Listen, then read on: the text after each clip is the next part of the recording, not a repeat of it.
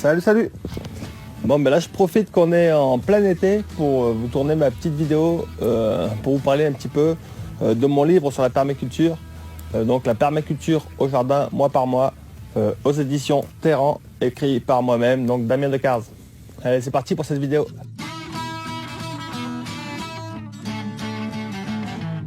C'est un livre qui est fait pour tout le monde, hein. J'ai voulu que ce soit un livre à la fois accessible à la personne qui débute et qui découvre la permaculture, donc tout est simple et compréhensible. Et à la fois, je voulais que la personne qui a déjà lu un certain nombre de livres sur la permaculture, il trouve des informations nouvelles et intéressantes. Donc j'ai dû jongler un petit peu sur ces deux tableaux, faire un livre accessible aux néophytes, aux personnes qui découvrent la permaculture, mais en même temps un livre qui soit intéressant pour quelqu'un qui a déjà lu une dizaine de livres sur la permaculture. Donc c'est ce que j'ai essayé de faire dans celui-ci.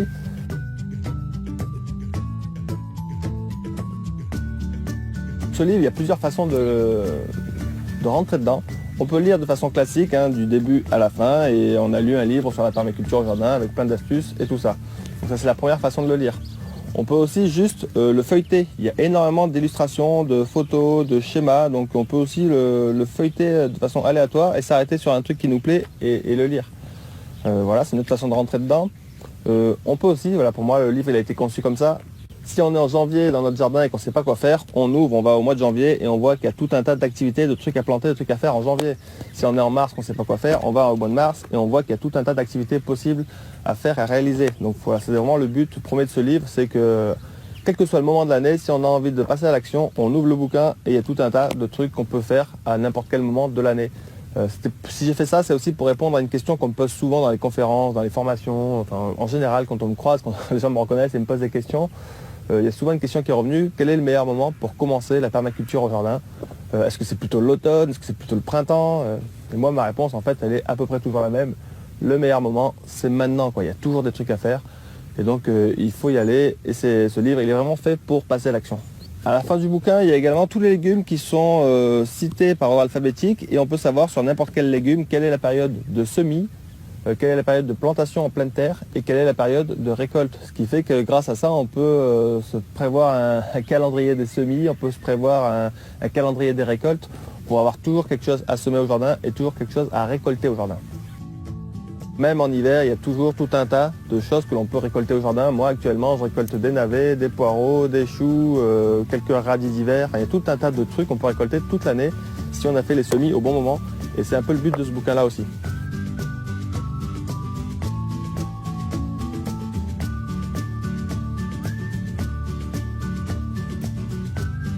Et il y a une autre façon aussi de rentrer dans ce bouquin-là, il y a l'index qui permet de rentrer dans ce bouquin, qui est pour moi aussi très intéressant parce qu'il y a des choses qui sont classées dans un mois, mais qui pourraient très bien être classées dans un autre mois. Par exemple, il y a des trucs qui sont valables quasiment tout le temps. Comment faire son terreau? Donc je vous explique comment faire votre terreau, mais c'est valable n'importe quel mois. Donc là, on va dans l'index, on regarde terreau, comment faire son terreau, et on peut avoir une recette de comment faire son terreau. Il y a une recette de maraîchage commercial, c'est valable tout le temps. Il y a des recettes pour comment faire une forêt comestible. Ah ouais, tout un tas de trucs, comment faire du purin d'herbe. Tout un tas d'activités, ils sont décrites dans ce bouquin-là. Et donc on peut aller directement au bon endroit en regardant l'index et bim, on va directement sur le sujet qui nous intéresse. On n'est pas obligé de refarfouiller pour savoir à quel mois j'avais rangé comment faire son terreau.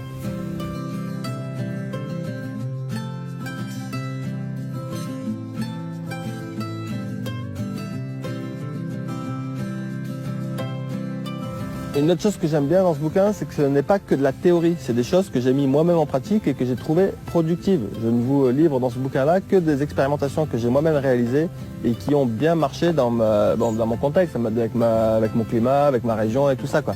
Mais en tout cas, c'est que des astuces qui marchent réellement, que j'ai moi-même mis en pratique pendant plusieurs années. Donc c'est vraiment quelque chose de concret, quoi. C'est pas juste quelque chose de théorique, philosophique, c'est vraiment du concret. Quelles actions faire et des actions qui fonctionnent et qui marchent bien, qui sont très productives, économes en énergie, écologique, peu cher, économes en temps également, quoi. Donc voilà, c'est vraiment que des astuces que j'ai moi-même réalisées, que je vous partage dans ce bouquin-là.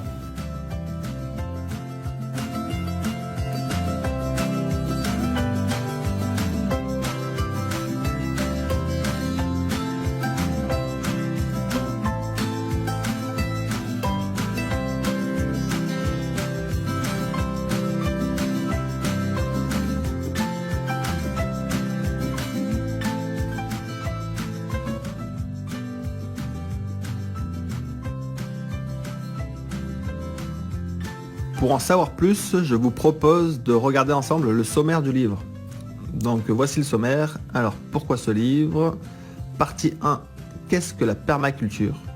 À chacun sa définition, le design, la biodiversité, nuisible, point d'interrogation, le sol, pratique agricole, les engrais, paillage et mulchage, le compost, la culture sur but, la polyculture, rotation et association au potager, des légumes perpétuels, la forêt comestible, des fleurs, pourquoi je ne jardine pas avec la lune.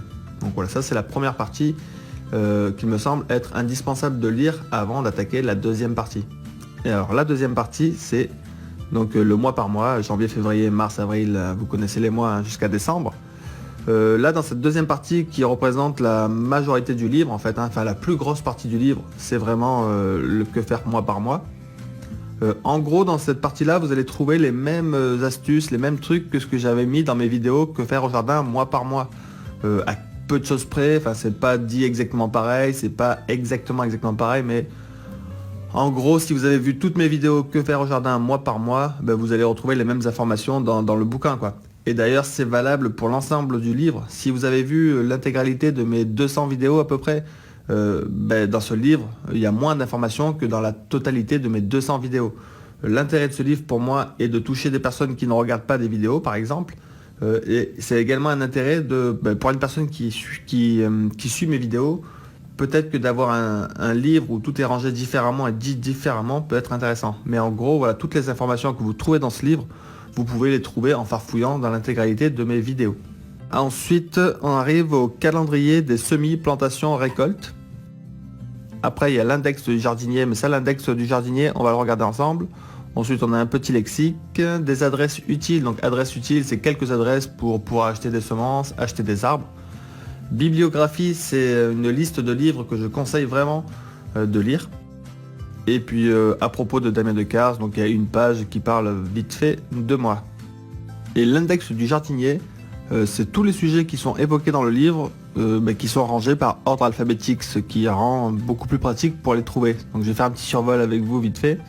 Donc dans les A, nous avons des arbres, arbres fruitiers, arbres résistants. Dans les B, par exemple, tout un tas de pages sur les boutures, par exemple. Dans les C, il y a céréales et champignons, mais je parle pas de la culture des céréales. Enfin, je dis vraiment deux mots très rapidement, et je parle pas de la culture des champignons. Les champignons, c'est surtout les champignons par rapport à la vie du sol. Donc voilà, compost, les plantes du compost. Dans les D, on a le décompactage. Donc dans tout le livre, je ne parle jamais de labour parce que je ne laboure pas la terre. Il y a juste un petit peu, je parle du décompactage avec les grelinettes. Donc voilà, diversité, division, engrais. Dans les F, la faune. Forêt comestible. Forêt comestible, je vous mets une recette de forêt comestible. Après, voilà, protection en bouteille. Bon, de toute façon, je vous laisse, vous ferez pause, je vous laisse regarder. Et comme ça, vous avez la totalité des sujets qui sont évoqués dans ce livre. Comme on dit, ce livre se trouve dans toutes les bonnes librairies. Si jamais il ne s'y trouve pas, vous pouvez aller le demander à votre libraire qui se fera un plaisir de vous le commander. Pour terminer cette vidéo, je vous fais un petit feuilletage du livre, comme ça vous voyez exactement à quoi il ressemble. Là je pense que je vous ai dit un maximum de choses, un maximum d'informations par rapport à ce livre. Je le répète, c'est que des trucs que j'ai moi-même expérimenté, qui fonctionnent très très bien, que je vous livre dans ce livre.